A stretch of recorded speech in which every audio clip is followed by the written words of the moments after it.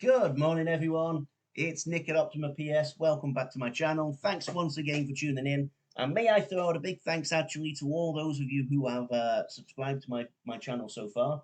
I'm actually blown away with the number of subscriptions I've had. So thank you very, very much for that. It really is appreciated. And to anyone listening right now who hasn't liked or subscribed, I'd be really grateful if you could do that. So please do like and subscribe to the video if you like I have what I have to say. And hopefully I'll bring some more useful content out for you soon. Before I get into today's video, just to say I am a financial advisor. I've told you all before, but I'm not your financial advisor, and I'm not likely to even be regulated in the jurisdiction where you live. So anything I say or do today should not be construed as financial advice in any way or form. And in actual fact, I've said this before as well. If I were ever to give you financial advice, you'd be very aware of it. You'd have to sign a whole bunch of paperwork. I'd make it incredibly clear in black and white that I am giving you financial advice. So until that day comes, or I suspect that day will never come, but until a day like that were to come along, please don't take anything I say or do as financial advice. And let's move on with today's video. So the title of the video, again, I've not quite decided. I just sort of come on here and talk away for a while, but it's something along the lines of ripple, keep on rippling. I think that's what I'm going to go with. And what I mean by that is I'm not discouraged in any way or form by any of the last couple of days flood that we've seen. Some people are taking a very, very positive spin on what's been released in the court case. Some people not so much. Some people have decided to take exception to a few things, and I just don't think that's the case. Now, what I'm not going to do in today's video is I'm not going to go into any deep dive and give you a whole bunch of information like some of the guys out there do. I'm very, very fond of this space. I spend a lot of time watching other people's videos. There's some excellent research guys out there. They do an incredible job of doing deep dives and lots and lots and lots of information that they share. And I watch those too, and I'm a fan of those guys too. And I won't do that as well as them. So what I'm here for is to give you an opinion on that information. As a guy who's been in the financial world for a while, as a guy who's been around the block for the last 20 years, I've seen things like this on many, many occasions. I have inside knowledge to a certain degree on what to expect, and that's where I think I come in useful. You don't need another guy doing the deep research for you. I'm here to share some opinions and some thoughts, and hopefully that will bring some value from a different side of the table that you can all take home or take away and use to whatever advantage you like. But so when we take a look at what's gone down, it's there's the bad side of things, the FUD side of things is people are drawing attention to the fact that Ripple have indeed been selling XRP. They've been selling XRP and using that money for the benefit of Ripple, the company, as people are trying to suggest. I have no problem with that whatsoever. If someone was saying to me, "Oh, the guys at Ripple have been selling XRP, lowering the price of the coin after they sell because they sell on bulk, and then taking those proceeds, and they've all been around the world on a yacht trip, docking in every port, spending every last penny. They're spending your hard-earned money funding their lifestyle." Then I'd have something to say about it. Or they're deliberately crashing the price to keep the price down, and you know they're holding us back. They're deliberately trying to keep the price low. They want to make it a stable coin. If I believed that for a moment, I'd sell all my holdings in XRP and I'd walk away. And we're not seeing that really. I can understand why people read that and jump to that conclusion. I can understand why people read the FUD and believe it. But that isn't what we're actually seeing. If that were the case, why does XLM so closely track XRP? Why does XRP so closely track Bitcoin? Now, they don't track each other identically, or they'd be the same coin, but they definitely reflect, what's happening in the greater market, each and every one of them. Yes, you can argue Ripple sell coins at inconvenient times for us, but Ripple's gain isn't our gain. Their aim isn't to make us rich overnight. Their aim is to make their company the most successful company in the space they've chosen to launch themselves in. And when they sell their XRP, they normally buy most back, but when they sell their XRP and they take profit on those coins, they reinvest that profit into Ripple, the company, who in turn invest that profit into the infrastructure of Ripple, the company, making the company more successful, or at least more likely to be successful in the future. And you would hope, therefore, increasing the value of the currency they've chosen to best fit their company, which is XRP. We all tread carefully about saying that Ripple and XRP aren't the same company. They're definitely not. In a legal framework, they're not. I own two companies. One is a visa and property-based company. One is a financial planning stroke wealth management company. They're definitely two separate companies. They're actually registered in two different countries as well for various reasons. But they're absolutely intrinsically linked to each other. Ordinarily, if somebody comes to me for wealth management, I manage their portfolio for a number of years, and then they say to me, I'm thinking of moving to a more beneficial tax jurisdiction. They use my other company. I promote my other company as part of my wealth management service, and I promote my wealth management company as part of my visa service. They're intrinsically linked, and the growth of one benefits the other. It's the same with Ripple and XRP. Of course, they're intrinsically linked, but in the same respect, they don't own. Ripple doesn't own XRP, it's a different company. They own some XRP, and they use those XRPs for whatever the hell they like, you know. And from what I can see, is they're using those XRP to improve the stature of Ripple as a company, to improve the infrastructure. This AMM wasn't created for free. I'm sure some of the sales of the XRP money went into creating the AMM. That's fine by me, because the AAM will in turn, hopefully, once these creases have been ironed out, will improve the whole infrastructure, the whole network, the whole ledger, and will increase the value of XRP as a result of that. I'm perfectly okay with that. The other thing we've seen, though, is that Ripple as a company do absolutely have deals in place with banks, institutions, possibly centralized banks. We don't know entirely what these deals are. Maybe every deal's only worth $1. Maybe every deal's worth $1 billion. We don't know. We know they've sold XRP to companies, to banks, to central banks. We know they've got non-disclosure agreements in place, so we'll never know all those details. But what we do know is there's an awful lot of interest in this coin. Full stop. There's no arguing that now. We've seen for a fact that companies, entities in the financial world are interested in Ripple as a potential partner, and are interested in XRP as the currency that drives that partnership, as in the currency they can use to drive their own companies forward. This is big, big news. It's news to be excited about. It would be lovely if we could just see each and every deal exactly what it's worth and what it's going to mean, but that isn't the way big business works.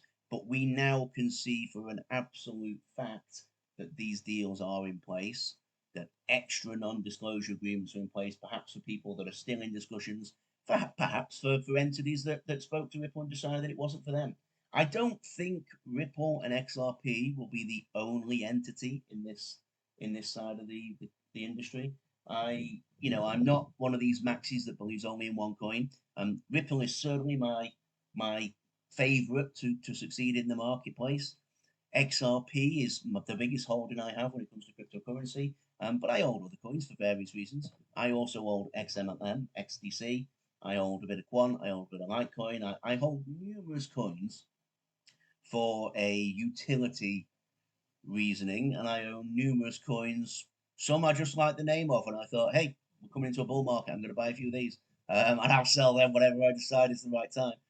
But there's normally a reason I buy coins. The big ones, the big investments I make are definitely utility based. But I don't only buy XRP. I buy a few others as well, and I'd be happy for XRP to have a large market share, but not necessarily the only market share. I don't think that. I think those days are gone. I think the days of there only being one tool for the job, like Swift, for example. I know Swift isn't actually the only tool, but it's got a ridiculous market share for the sector. I think those days are numbered. I think XRP will be the biggest.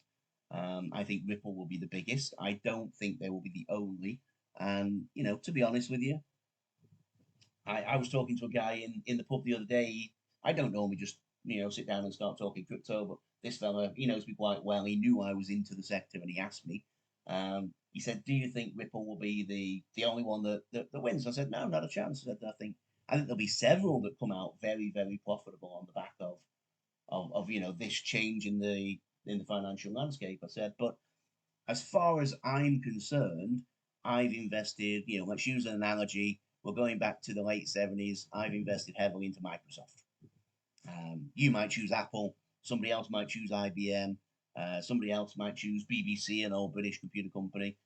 All of us are going to see success with those investments over the next 10 years. All of us are going to see success. Some will see more success than others. And can I absolutely guarantee that it will be Microsoft that make the most money in the shortest space of time? No, maybe it will be Apple. Maybe it will be Hewlett Packard. Maybe it will be Intel. There's all these different companies with different roles in the sector. But for certain, I couldn't go out there and buy each and every one as heavily as I've bought the ones I've bought. So I've chosen the ones, having done the research, that I think have the best potential for success. And I'm very, very confident that I will gain success on my investment. But to clarify that for you, to quantify that if you like, success for me, when I'm talking to you about success, yes, I'm thinking 50x on my investment. I am. I won't deny that. I really, really think that we've all got into this sector at the right time. We've made the right decision, and we're all going to do really well. But I also consider a 3x return on any investment to be a great day. No two ways about it. I'm open with this. I bought Bitcoin going back to 2013. I knew nothing about it. A friend of mine at the time, he bought $1,000 worth. I bought $1,000 worth. I got to 3 times my money. I sold a good chunk off. I got to 10 times my money. I sold everything. And I don't regret that. People go, oh, but you'd have had so much more money. Well, I wouldn't have done. I'd have cashed in 2017 at the peak there, and I'd have cashed in 2021 at the peak there. I've since rebought back in and resold again. I sold last time. I sold at $63,000 in, would it be 2021, wouldn't it? And I don't regret that either. Even though we're now at 70, I don't regret that. That money came in useful at the time. I reinvested some of it back in. I actually hold a nice portfolio of cryptocurrency on the back of that as well. And it wasn't a life-changing amount of money. It was a very nice return. That was 10x in 21. It was a very nice return on my money. And I guess the investment still stands because I still hold a portfolio of cryptocurrencies that I bought back in after FTX when prices came down to what I considered a good price again. And I'm really happy with that. So, I don't think just looking at one coin saying this is the only one that's going to make us any money is the way to go. But I definitely think we've all bought a good investment and we're all going to see some real movement in this market now. The end game from these court proceedings, I suppose, from my point of view, I think, I don't know for certain, maybe they won't agree on a price and things will push on for another 2 years. I really hope not. I write this to end now like everyone else out there. But I think the end game here from both sides' point of view is to close this. And I think you'll see $2 billion is ridiculous. To ask for $2 billion, to demand $2 billion, however you want to look at it, it's a ridiculous number. They're never going to get it. But in all these things, people start with a ridiculous high price. No, if they thought we'd take 200 million, they're not going to come out and say 200 million because Ripple might turn around and offer 2 million. So they say 2 billion, knowing that will be contested and knowing there'll be some kind of meeting in the middle. And hopefully they've driven up their side by starting at such a ridiculous high price. There won't be a $2 billion fine applied. There just won't. In the same respect, there will be a hefty fine, but Ripple can cover it. They've got the XRP to cover it. If they really needed to, they could sell the XRP. I don't think they will. I don't know if they've got 2 billion sat around in a bank account. I doubt it because most companies wouldn't have that. You'd be daft to have that much money just in the bank account, right? When you're a company that can achieve so much more by investing in yourself, in your own infrastructure, by buying the new entity, you'd be daft to have that sat in the bank account earning 1% a year. So I'm amazed if they have it lying around in that way. But trust me on this, the company's valued at billions of dollars. I don't think they need to float on the stock market. I don't think they'll do that until this court case is all over. But they can find, private investors who are going to come in pre-IPO, are going to come in and say, yep, we'll take 20% of your company on for X amount of money. and that will more than cover $2 billion for the SEC. That's why the SEC have started so high. They know they're dealing with a hugely wealthy company, and they know the company can afford $2 billion. But because they can, doesn't mean they ought to, doesn't mean they're legally obliged to, and the judge knows that. I have every confidence that the judge will maybe not laugh that out of the room, but she lives in the realms of reality. There's no way she's going to apply a $2 billion fine. But if she did, Ripple has it in its locker to take care of that without any concerns of bankruptcy, without any concerns that the price of XRP will drop through the floor. The price may move, it may go down on retail. I like it when the price goes down, I buy a bit more. But I have absolutely no concerns about anything that's come out this week. I really don't. I'm very intrigued to see Ripple's response over the next few days. I think there will be even more positivity that comes from that response. I think we'll get to see a little bit more when it comes down to, you know, what they've done, what happens when they sell the coins. I hope we get to see a little bit of where, you know, they're not obliged to tell us anything, but once this is all out of the way, we'll probably become privy to certain information because they'll want to reassure those people that feel the FUD. So I do think that we'll get an awful lot of information these coming days. When there is some, I'll share it with you. I probably will share an opinion on that information as opposed to sharing that information. As I said at the start, there's some really good guys out there who do the deep dives on the research. They're very good at it. If it's not broken, don't fix it. If you want me to leave in the comments, I'll tell you which guys I listen to, which guys I really enjoy. But I'm going to go for now, just to leave you with that final point. I have zero concerns about what I've heard. I've only taken positivity from the fact that Ripple do indeed sell XRP and reinvest that into Ripple, from the fact that Ripple do indeed have deals in place, dealings in place with some of the big financial institutions out there. We may get to see who those guys are, we may not. We may get to see the monetary values, I doubt it. But what we certainly will take away from it is the fact that big industry has a big interest in Ripple and XRP as a default on the back of that. There is going to be massive movements in this market. That point we all know now, and Ripple will be a huge player, if not the biggest. I suspect the biggest, to be honest, but if they're not the biggest, they'll be one of the biggest. If XRP on the back of that isn't the most successful coin, it will be one of the most successful coins. And I have no qualms whatsoever that everything is moving in the right direction. And the intentions of Ripple are the right ones. They don't owe us anything. They don't owe us an explanation. They don't owe us. You know, they don't owe us the right intentions. They're a company who sell a product and we buy it. That's it. You know, they should sell that product in good faith. You know, if I'm going to sell cars, I want to sell you a functioning, working vehicle that's going to get you from A to Z, which is the purpose of that car. They're going to sell as a coin. It ought to be a coin they strongly suspect will be used for the use case in the future, and I have 100% faith that that's the case. So I'm going to go. I'm going to leave that with you. If you did like what I had to say today, please do like and subscribe to the channel. I really appreciate it. We all know how YouTube works. The algorithms will pick up the fact that people like my videos and subscribe to my channel. So if you do value what I had to say today, that would be a great help to me, and I really appreciate it. So thanks very much for listening. Thanks for your time. Have a great day ahead, and I'll be back in touch soon. Thanks a lot. All the best.